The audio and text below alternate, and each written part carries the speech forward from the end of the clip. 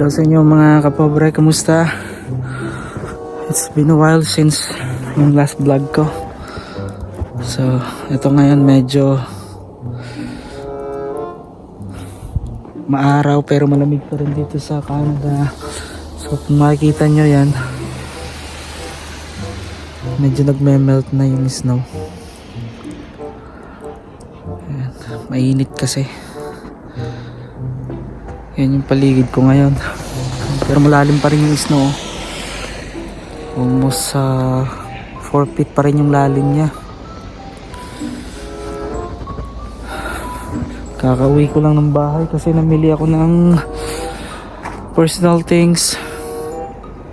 And medyo marami rin naka-offer ngayon kaya medyo naparami yung binili ko. And gusto ko lang kayong i-update din kasi yung application ni Mrs. ko tsaka ng anak ko, thanks God na approve na siya after how many months of waiting. Last December kasi na-issue yung aking work permit and then in-apply ko na rin yung open work permit ni Mrs. at the same time at saka yung student permit ng aming anak. And thank God na-approve na siya kahapon. So nung last week pinag-medical sila, tapos kahapon nag-passport request. So i-schedule namin yung passport request ni Mrs. Medyo busy lang din siya ngayon kasi marami ring event na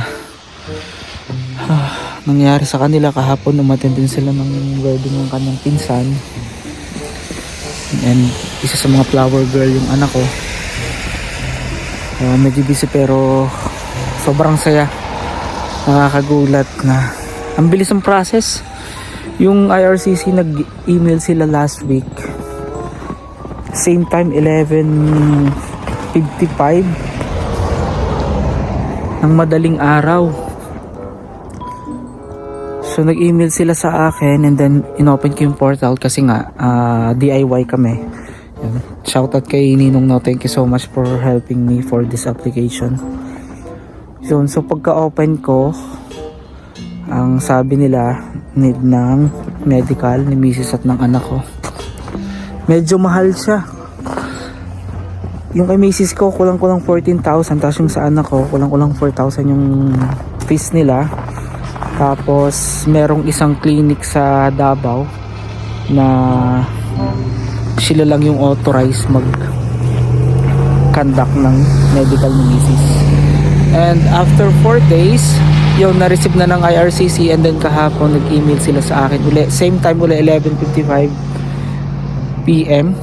Nakakagulat kasi usually ang office hours lang naman is from 9 to 5 PM, pero ewan ko, grabing sipag siguro ng mga staff ngayon. Talaga nagtatrabaho sila. And then sobra akong natuwa. Tapos si Mrs. gulat na gulat din siya.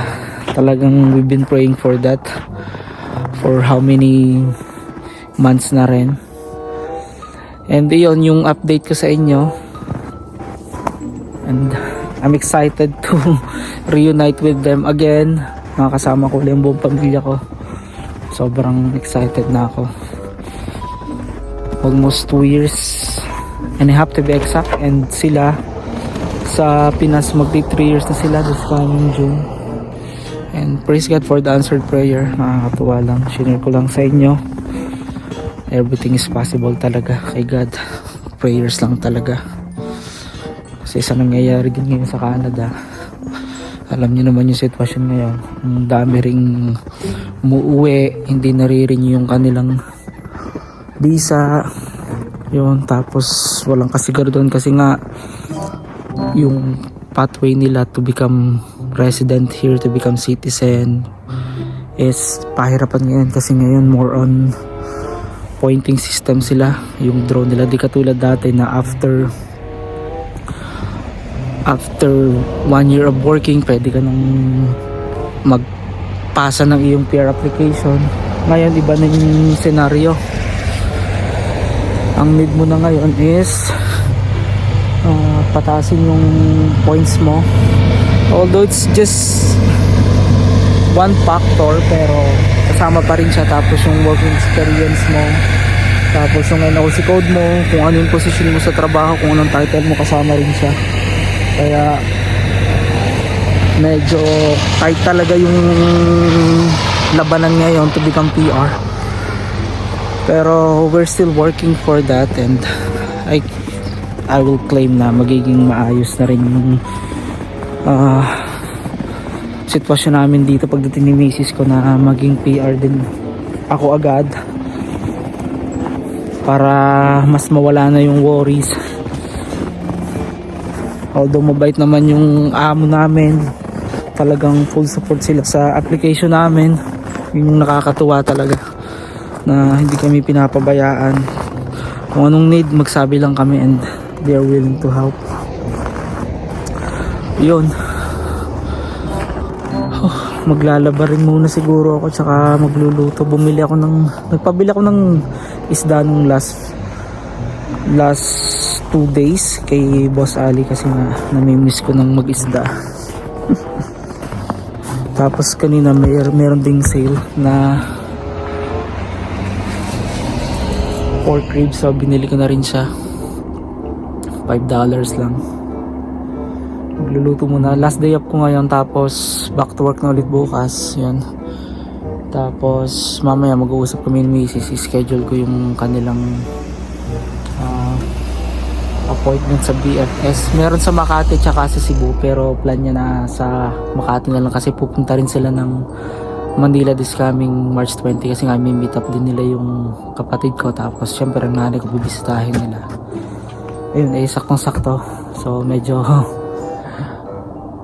nabawasan na yung gastos kasi nakabook na yung ticket nila. Yun. Tapos yung sa anak ko lang, yung passport niya is valid till next year 2027 May. So ang gagawin namin is i-renew siya ngayon. Pag maya siguro pa nag-usap kami, magpa-renew si Mrs. para yung visa ng anak ko is same ng visa ko, kasi 3 years yung binigay sa akin na working visa. Yung kay Mrs. na passport, okay na, renewed na siya.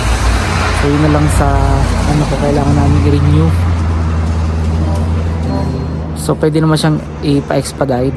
So within 5 days pwedeng makuha nila yung passport ng anak namin, and yun, para pag tinatakan yung visa, so valid din siya till 2028. Yun.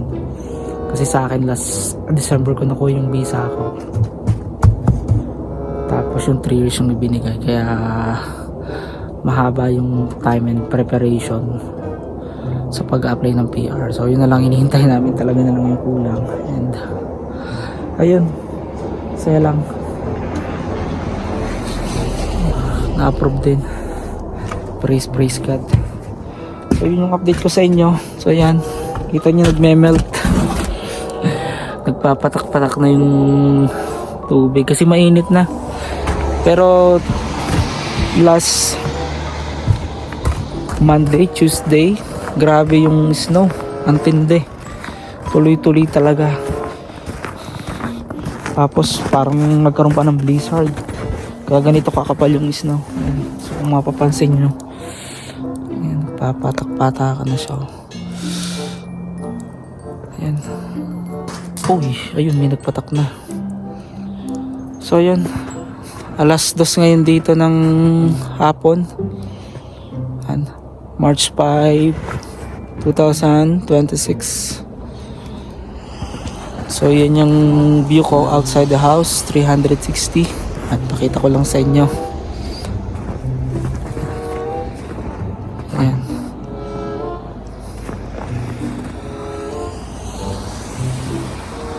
Ayan. Salamat din pala sa mga nag-message, yung mga kaibigan kong nag-congrats at nangangamusta. Yan, thank you so much sa inyong prayers. Yan, sa mga kapatid ko sa church sa UAE. Yan, nakakatuwa sila na talagang they keep in touch kahit medyo magkalayo na kami.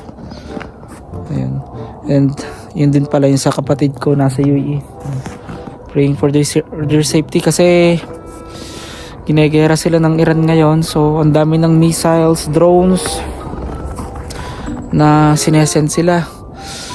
Although na-intercept naman ng military ng Abu Dhabi, Dubai, yan magagaling kasi talagang advance yung technology nila. Pero may mga nakakalusot pa rin kasi may nabalitaan ako, 2 na yung namatay. Isang Bangladesh at isang Pakistani. Tapos kahapon meron uling isa na 20 years old na Nepali. So yun, praying for their safety. Na plan din naman ng kapatid ko tsaka ng wife niya na umuwi na lang kasi nga plan nila na mag business and tapos na yung contract. Pero kung gan pa rin